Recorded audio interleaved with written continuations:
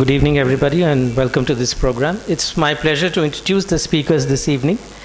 They are both eminent experts in their fields and need no introduction to those who have heard them before in Money Life Foundation event. Mr. Pannival Shroff is one of India's topmost real estate lawyers. In '77, he passed out as a solicitor from the Law Society, England, and also obtained a Masters of Law degree from the University of Bombay. Mr. Shroff has 37 years of experience in constitutional, corporate, civil, and property laws. He has the finest practice in conveyance-related matters and is the lawyer for everyone who seeks really top expertise. Friends, let me at the outset thank Money Life Foundation for arranging this particular interaction at a very short notice, and they have been dealing with all the burning topics, I believe, in a very live manner. It has given me the opportunity to consolidate my thoughts on this and to come before you. It's a challenge to talk on this subject after Pranay Bhai has finished his presentation. His name means in Gujarati romance, and he also happens to be Vakil. Both the combinations are extremely deadly, and he has done a fine job and I would say that very beautiful and a succinct presentation. And he has given you not only brief idea, but I would say that he has taken you through many nuances which probably a lawyer may fail to do. But that is the experience talking to you, and he has been, I would say, one of the most outstanding persons in his field, and he has understood real estate like nobody else would. Coming to the topic today, let me share with you, before I open my slides and give you the audio visual presentation, this particular topic has 76 clauses in the new bill.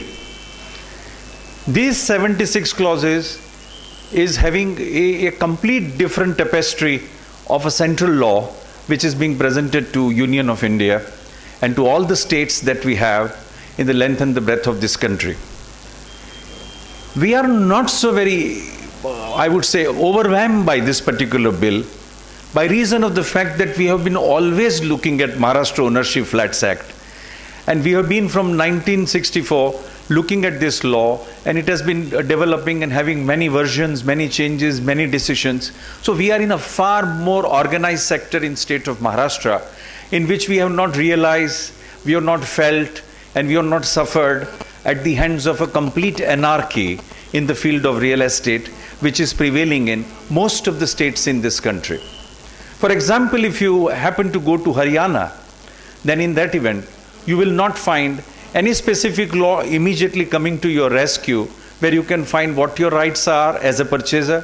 You will not know what the rights are of a promoter or a developer, and you will not know exactly how the transactions will take place, except the way Pranay Bhai described, that at some corner there is some board, a man says I'm a real estate consultant, and somebody says I'm a developer, and you are somewhere in Gurgaon where you will be able to see that what used to be the open fields is now, there is no field anymore because there are constructions all over.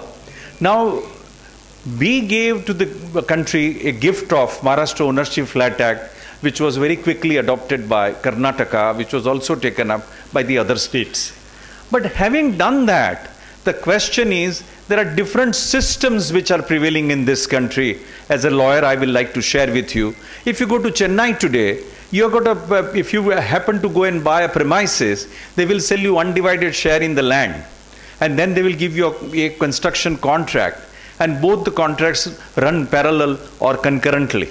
Same is the provisions which goes on in Karnataka. And that's the way that the entire system functions. It is the first time then the central government has come forward with a bill which is inspired, I would say wholeheartedly, by the Maharashtra Ownership Flats Act 1963-64 with the rules.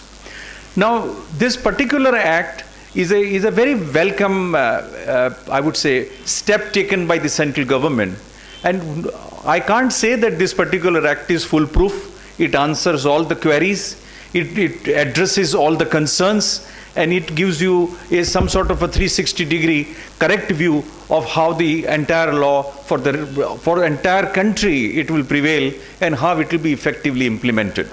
No doubt there are several challenges, and I have addressed another I would say a group in which what are the pitfalls of this law.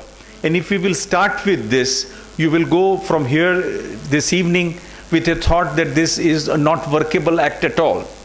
But I was inspired today by Money Life Foundation topic for the evening. And I am responding to that topic for rest of my presentation this evening.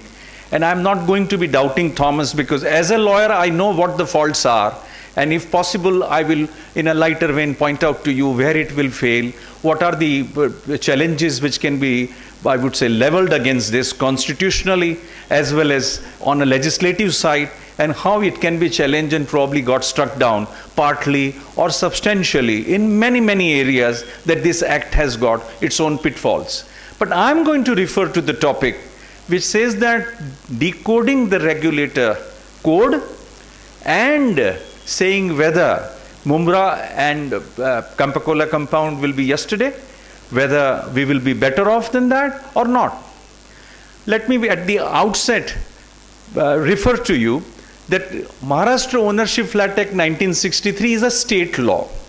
The scheme of this law is, it is a central legislation for the purpose of regulating, for the prescribing regulation and development in real estate is going to be controlled or governed by the central law. Like all other central legislations which come under the constitutional scheme in this country, this will be prescribed for the whole country, and then the states will adopt, or then the states will also have their own mechanism, and they will have their own rules, they will have their own regulations according to the practices prevailing, and they will be based on this particular law. It's a very welcome stand, which I must say, on as a person who has practiced the real estate law for more than 37 years.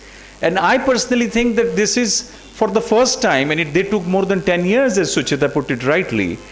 9th of November 2011, this particular bill was put up on the website of the Ministry of Housing and Poverty Alleviation, for your information.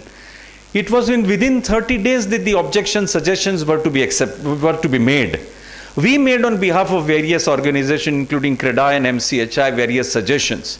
Exactly, it is not known what they imbibed, they incorporated, they accepted, or they revised. I am going this evening on the footing of the 9th November 2011 bill, and I personally think that this particular skeleton of this bill or the framework of this bill must have remained the same in spite of whatever few changes here or there, as Mr. Vakil also pointed out to you. This bill is very, I would say, a path-breaking bill from the angle. What exactly I have seen in last more than 3 decades of my practice, there is no control on what man promises. There is no control on what he will actually deliver. There is no control as to who he is.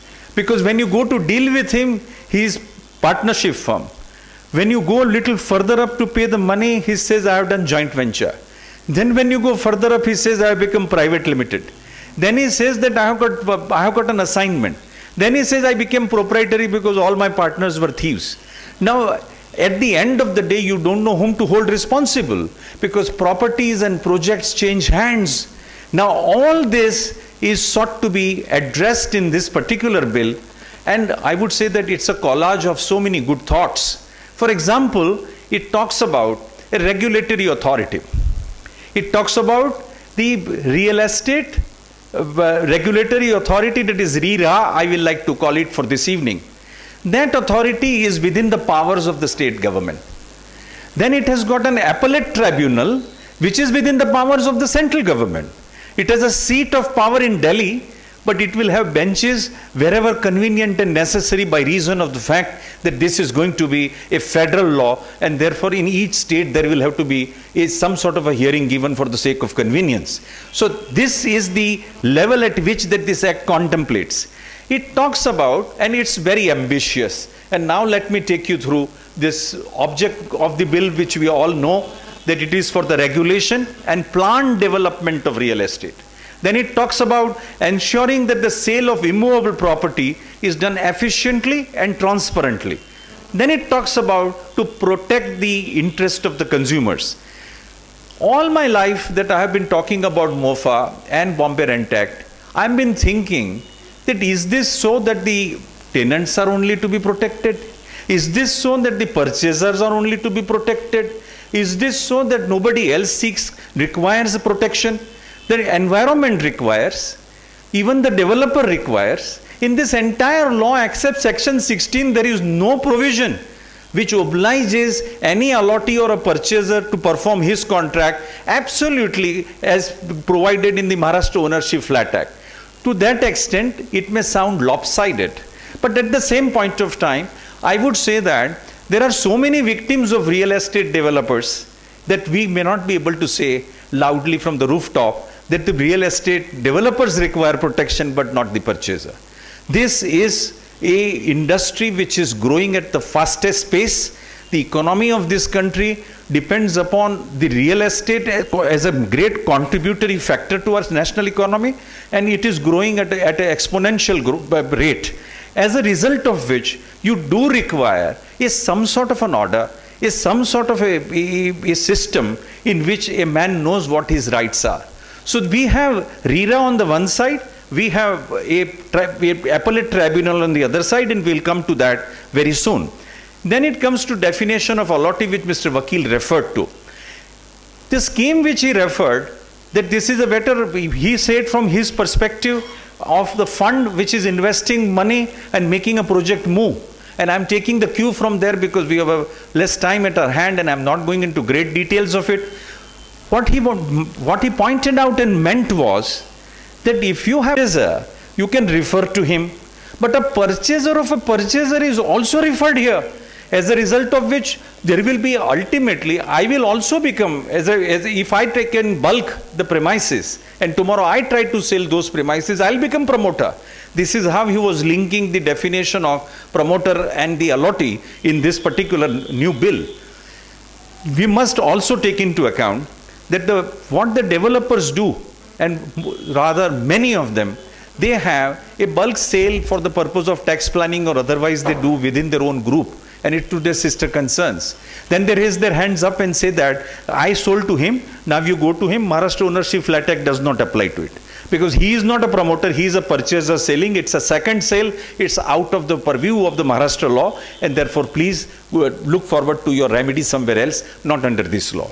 Now this is sought to be covered or plugged by this particular bill, which is a welcome provision and will have to be harmoniously construed and considered in light of what the experience has been in the past with us. Then we go further to definition of a promoter. We are familiar with this definition. It is bodily lifted from our Maharashtra Ownership Flat Act. Person who owns, person who develops, person who constructs, person who causes to be constructed, contractor by any other name is included in the promoter. There is one thing which I must share with you for the purpose of making your, I would say, information matrix complete. This bill visualizes that you may buy immovable property, you may buy plots, you may buy land, you may buy premises, you may buy residential premises. All this class of assets are included in this bill. By reason of it, it is for the length and the breadth of this country, and therefore those colonizers, those persons who tell you in Badrinath and Kedarnath that I can sell you a plot, and they also offer you something in Nainital, those people are also covered by this, because colonizers are also taken care of in this bill, which I believe, in view of its national character, that it requires to be done. And it covers for the first time comprehensively and uniformly that anything you do with the immovable property, whether plot, whether land, whether any sort of a township, whether construction, whether immovable property, whether real estate project, all this range of products are included in this particular bill for the purpose of taking it into its fold. Then we go to definition, as I said, builder, colonizer, contractor, developer, estate developer, by any name is included here. Then we go to the next part, this new provision, how it affects the promoter. What baffled me many times, because sometimes my friends became disgruntled buyers, sometimes my relations came, sometimes, and most of the time the clients came and had their own problems. Not that everybody in real estate is same, but there are black sheeps, and probably sometime the population of black sheeps increases, and at that point of time you wonder as to how this is going to be dealt with. This law, what it does is shown in this graphic chart, which will make you understand probably in a minute as to what this bill rather makes an attempt to cover up and provide for what kind of disclosures. Starting from the top, it says that you must register a project. If anybody wants to start anything to do with sale of plot, development, sale of any premises, then you must first be registered with the RERA, Real Estate Regulatory Authority. After that, while for the purpose of registration, you must make one declaration. That declaration will also include that in the event of your development, you will keep 70% in the bank account. This 70% is extremely sensitive. Whenever it comes to percentage in democracy, it is an extremely sensitive subject. But I'll come back to that. A lot of things have inspired it. Dubai had it. Dubai had it for years, that if a developer cannot take home the money, he must put it into account, and that he must utilize for the purpose of development. But there was a catch. After having that provision, there was another provision, that by royal decree, this particular provision could be diluted. And the decrees were dime a dozen. I am myself party to documents in which the royal decrees have come specifically in our case, take away 100%, no issue. So those kind of provisions have no value. But here there is a thought which needs to be pondered. And 70%, whether it should be 40%, whether 30%, there are arguments. And I will deal with it right now here. If a person is developing a property, he is doing a multi-story building. When he started ground floor, first floor, second floor, at that stage it is understandable that you may say 50, 60, 70% keep it aside in the bank account. He has reached the top. He is in the plaster stage. Now he has to keep money there and utilize for the purpose of project. Now he doesn't require all 70% to be kept aside because there is no 70% work left. Now what happens? We assume that we need not really think that this particular bill is the end of the journey. There will be regulations, there will be rules, there will be further prescription, there will be application of mind in interaction with the government, as a result of which we will be able to put forth that particular scheme of things as to how this amount, in what case, how it will be done, whether you can deposit, but thereafter you can justify and show that this money has been utilized and my balance work is this much, so I can withdraw. Because ultimately, what is balance, when you can withdraw, there is no restriction. But you must put that money there and put it aside. So you don't really say that now, what can I do? That money is gone. I have nothing to do. Now take over and construct and complete through municipal corporation. That is not what is intended. Now go to the next point. 70% amount to be deposited we have dealt with. No advertisement without registration of project with RERA. Now according to me, this provision is very welcome. You must have some registration. Today anybody, there is no qualification prescribed to become a builder. And there is no qualification prescribed like a film producer. Anybody who watches anything and has got a pair of good eyes, he is going to be a producer, he is going to be a film producer, and that he can say that I am very artistic, I want to do that. The same way a man says, I have found a plot, I have found an investor, I have found a buyer. What more do I require? I am a builder. Same way a man says, I know two people who want to sell, and I am looking for somebody who wants to buy. That's called real estate agent. What more? I don't require any knowledge. He neither delivers you service, nor he has got any knowledge, no, I would say, a interaction with the industry, and a first timer is good enough. He has to at least proclaim, because I believe after the drop of our exports, there have been so many real estate agents which have sprung up.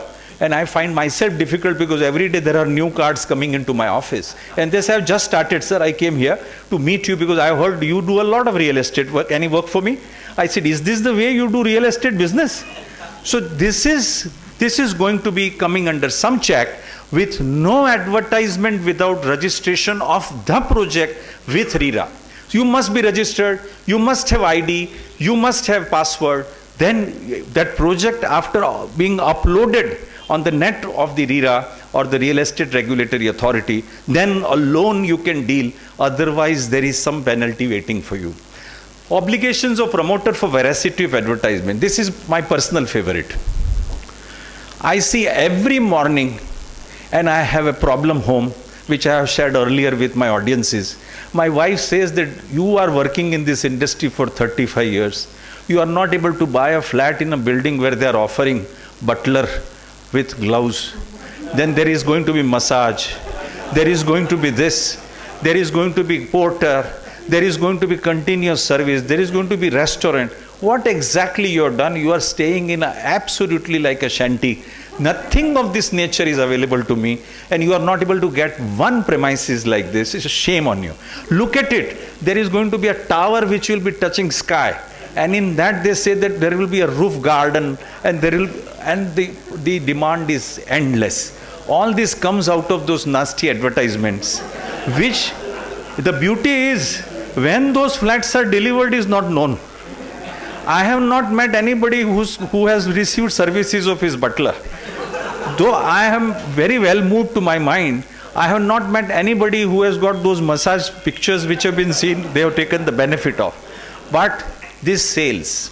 And people think, now what more do you require? Nothing. It's a heaven on earth. I'm going to go to that particular project. There is no obligation to fulfill this. And there is a small line in every advertisement. Artist impression.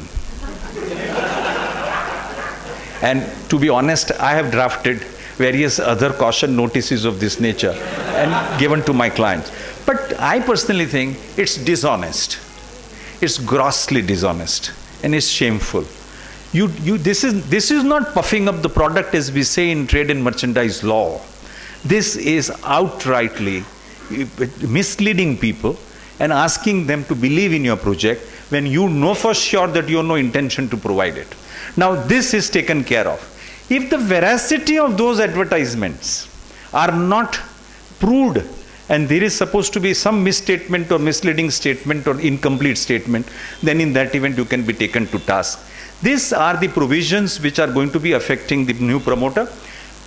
You must understand that this law differs here with the promoter's obligations, and now in this declaration they have gone overboard. What they say in this declaration is, for registration of real estate project, you must write what is approved and sanctioned, you must put up. You must give all the details of how many flats are there. Of course, you must give you for your enterprise about that our absconding builders which say that I am not there, my partner has gone, we are reconstructed. All those answers are now taken care of, that you must give all details of your enterprise, including the status, the address, the persons, all that you must provide. But in this declaration, the government has gone overboard and saying that you must update details. There is going to be a full-time department in every builder's office for the purpose of updating this registration details. Then alone that these details could be up to date, not misleading, not incomplete, not obsolete. And if there is any mistake of this nature, then in that event there are serious consequences which will be visiting the builder or a promoter. This part will have to be taken care of. Having said that, now we go further. The registration of project is very relevant, as we saw. If you are going, therefore let us do it in a, I always say DIY manner, do it yourself. What will happen if this bill becomes a law? Let us look at it from the topic perspective.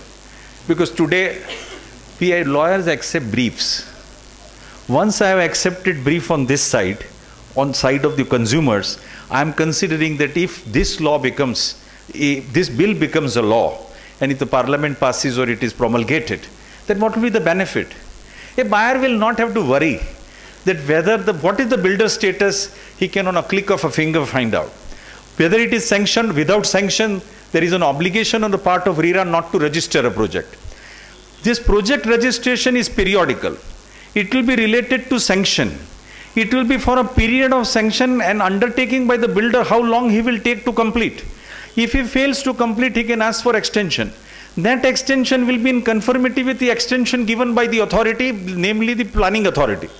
That can be only for a period of 1 year. And it can be renewed twice. And it can be only for a further period of 2 years. This is a utopian, but I would say that this is the ambitious provisions of this law. If this happens, then you as a buyer, as today's evening that we have been thinking in terms of whether they are benefited or they will still be bleeding. And like India's common man, he will always be saying that the next year will be election year. Is he going to think like that, or is this going to mean some benefit to him? Surely there will be a benefit. If this becomes actually law, then in that event, on count of these provisions, with diluting, with reasonable give and take, it will be the most important thing which will happen for the real estate industry. Assume that you are in Maharashtra, which is a far organized, far systematic, far, I would say, law-abiding real estate industry in the country.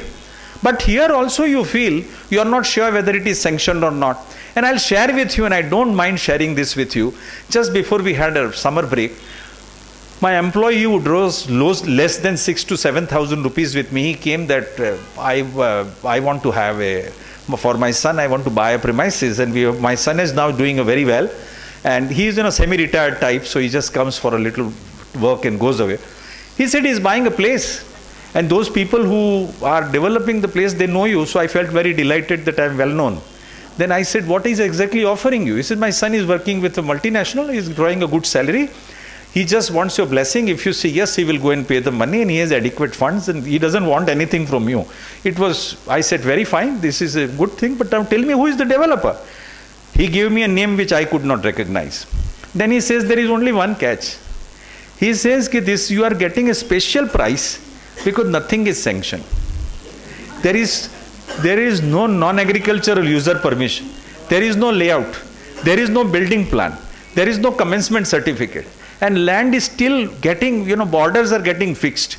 Because you are an early bird, I am giving you at this price. Sir, will you please bless my son so he can go ahead and do it, because the builder knows you. I said, I don't want to take responsibility. I don't know the builder, and I assure you that this is not a project your son should be taking, because I was aghast that this kind of project people really go into. They get lured by the price. They get lured by the fact that I am very wise, so I am getting it. Others are foolish, so therefore they are not venturing into it. And they become victim of this kind of development. Here, this particular provision will make life very easy for everybody. You can't offer more than 4,000 meter. I am taking that exception from the November 2011 law. Projects up to 4,000 meter were excluded in that bill. Subsequently, from what Mr. Vakil said, there is some further dilution. But 4,000 meter, if you are developing, then there is this particular law does not apply. But beyond 4,000, it will apply. If that is so, then all these provisions, if you apply, life becomes easy for everybody. And you get 95% of the information which probably even after your occupying flat you will not know about your builder, about your project, about approval, about sale, about what's happening, about title, because he says take it or leave it. And we had a very poor experience in last month about most reputed builder. He's telling that, look, I know my project is very good. Now you deposit the money here, 85%. Construction will be completed by December. Whole world knows corporation does not give occupation. If it gives and when it gives, you will get it. 85% on this table, sign it, leave it, otherwise the door is open for you. I got a next man to sell. Now this is the manner in which if you operate, then in that event, except this kind of provisions, nothing else you can expect to come from our rulers or our executive. And that's the provision which I believe is a welcome thing. It could be diluted, it could be debated, but nobody can dispute that this provision should not be there. Can you say project should not be registered? Can you say you should not make declaration? Can you say it should not be on a website? Can you say that there should not be registration which can be revoked? Can you say that it should not be renewed more than twice? This is something undebatable, and that's the position which is at present prevailing. Obligations of promoters and allottees have been discussed by Mr. Vakil, so I will not take your time. I will now go to the RERA, because topic of this evening has been how to decode the regulator. This is very ambitious. It is something like Mr. Hazare's Lokpal bill. He has got all the powers. This regulatory authority has administrative power. It has got advisory, it advises government. Then there is a small provision at the end of the bill which says government can supersede this authority.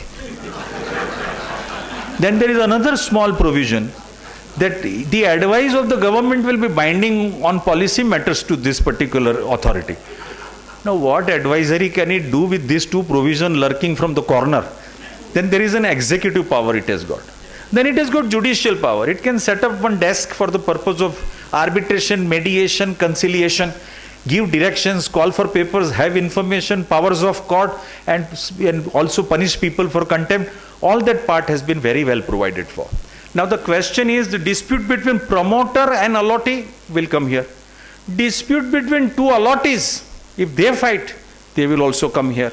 Dispute between any authority will also come here. This is the manner in which that these provisions are made, which to my mind are extremely ambitious. And as Mr. Vakil rightly pointed out, our experience shows, you see, there is always season. We have got season in last 5 years of regulatory, telephone regulatory authority. Then we have got electricity regulatory authority. Now we have got real estate regulatory authority. No, it can't be that you appoint and you dump all these provisions into one act and expect that that authority will be competent enough to do it. They say the person should be with 20 years experience in urban development or law or architecture. Now he has got a 20 years experience. He should be of a certain age. He can work up to 65 and 68. And he cannot be for more than 3 years appointed. And now he is going to do all this along with his members. And there will be one technical and one judicial member. And they will act together. Do you expect this is something like asking our judiciary to attend to from smallest problems to the highest problem of the state that they must resolve because nobody else has responsibility? This is a burden. How will this be really discharged? Because there is a problem of time, there is a problem of technical know-how, there is a problem of dealing with it.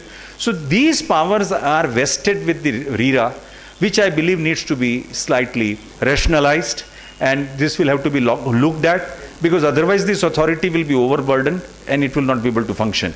Now, functions and power of RERA we just discussed. We will go further. You must appreciate one thing, and my effort this evening is, at a state level, the appropriate government, that is a state government, appoints RERA. Because they know this state. They want to enforce their working. They want to give directions to the planning authority for granting completion certificate. This power is also there. It may be a great delight to hear from some of you. But when it comes to appeal, you must go to the central body. And the central body is supposed to be Real Estate Appellate Tribunal. And Real Estate Appellate Tribunal is supposed to be hearing all these matters, and it can give directions and it can decide matters. If you are dissatisfied with that, then you can go within 90 days to the Supreme Court. Supreme Court may accept or reject, and that is how you will really proceed further in the matters of dispute between parties. There is another provision which is not in the slide, so don't look on the screen. There is central advisory committees also. They said, let us throw everything into this law, because they wanted to make a family album. So they said RERA, then appellate tribunal, then any dispute between state, everything will be there. Then next, there must be central advisory committee, because they thought that the role of the central minister has been missed. So they said, the person who is in charge of real estate portfolio, because the draftman was not aware which ministry it will fall under. So he says that the ministry which is minister who is in charge of real estate portfolio will be ex officio chairman, because he should be also having, you know what I am talking about. So ultimately, there is a central advisory committee which advises about every matter relating to real estate. And of course, you can't forget. So there is one more provision for the purpose of interest of consumer. That also they will advise. So now that power is also given. What happens to that? What is the meaning of that? What is going to be the effect? Whether it will be appealable? And this is something like free for all. I mean, I may pull out something from here and say, take this also, put it in there. So that is how it's a The ladies will appreciate the applique work and the cut work and the patchwork. This is the manner in which cut and paste job has been done of this law. But what happens after all for 10 years when you draft a law? So many additions keep on coming. Log aate gaye, karwan banta gaya. So there has been changes after changes which have been included. These provisions make this particular bill little lopsided, little unreasonable, little unworkable. But that doesn't mean that the thought is bad. And at a national level, if this can trigger off a debate that we require a real estate regulatory law, which makes the real estate know as to what its limits are, and which makes people understand what their rights are, and which makes the judicial forums to understand how they are supposed to judge those transactions, then I believe that the purpose is served. Because this controversy will always be there. Like you cannot get ideal partner to marry. You cannot have an ideal bill which answers everything, effectively implements also and delivers also to you. Such kind of perfect children are only in the labs and to be retained there only because they can't come out to imperfect world. So this is the same way these provisions are. Coming to last leg of this matter, offenses and penalties, it goes to the extent it is progressively. I sometimes feel it's like mountaineering provision. Section 50 says, if you do any project which is not registered, then in that event, you will have an imprisonment up to 3 years. And if you, without registering that project with RERA, if you try to do Section 3, you violate, then the penalty can be up to 10% of your estimated cost of the project, which I believe is, you don't require to debar such a promoter because he will be debarred by this provision only. So then comes the question that if you willfully contravene provisions of other sections other than 3, then it goes down to 5%. Then it comes to promoter who does not comply with any directions of RERA, then in that event it can go up to minimum penalty of 1 lakh rupee each day and 5% of estimated cost of the project. Then it comes to if it does not comply with and he contravenes any of the appellate authority, then the penalty can go up to 10%. This may sound unreasonable, but let me tell you, when I was drafting the law for the government of Andhra Pradesh, polluter pays was a question on which that we had cabinet meeting, which the rules of business does not permit outsider to go there. But we were invited specially to interact. And I must say to Mr. Chandrababu Naidu, whatever else that we hear about him since then or before that, he was of the view and he prevailed and he asked his cabinet colleagues to say, we must provide that if a man who comes from a foreign country in this particular state for infrastructural development, and if he pollutes our environment, he must pay for it. What is wrong? If he wants to run away, let him run away. It cannot be that he can play around with us. And stringent provisions were made about that. So I personally think that this particular provision about high penalties should not deter us, should not make us feel that this is not correct. Then we come to those provisions which I said, which are ticklish. There was a certain doubt expressed by Mr. Vakil that what happens to MOFA? This law says, we in India don't believe to throw out anybody. This law is there. But this is not going to, this is, the powers of the application of this law, other law is not barred. Those law will also provide. Then it further says, but this act, it overrides other law. Now therefore, today also we have got provisions. For example, Competition Commission Act, which has come into play.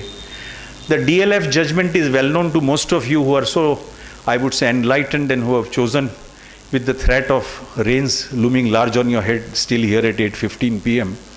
That DLF judgment has now said what kind of agreement should a builder and a purchaser enter into. Those guidelines are already prescribed by the Competition Commission Appellate Board, Appellate Authority. So there are parallel provisions. There will be multiple provisions which will come into interplay. Consumer Act will come. There will be a Competition Commission will apply. Local Ownership Flat Act will apply. Central law will apply. Before becoming builder, think twice. So all this will apply simultaneously together. And ultimately it will have to be harmoniously construed and it will have to be harmoniously implemented. So these provisions are also very much there. And that is where the decoding of the realty regulator is possible for this evening for me to present to you. In my view, we can have a cynical view of the subject, because when I started to come here, one of my very dear friends told me, Parimal, mistake is never your last mistake. It is your latest mistake. This is the latest mistake of the union government. I said, but how did you reach? There is no bill available, as Mr. Vakil said, as Sucheta Dalal wrote to me that I am unable to help you with a copy of the bill because we are not able to get anywhere. Without that, he realized that this is supposed to be a mistake.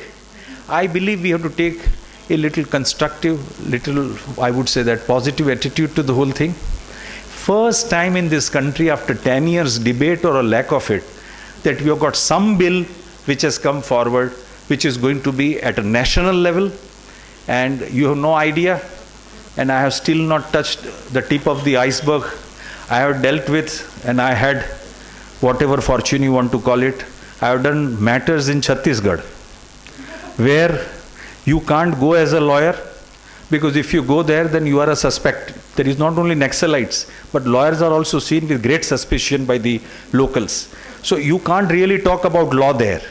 In such circumstances, there is a bill, there is an act, there is a proposal, there is a debate, which is making all of us think about it. We are very fortunate.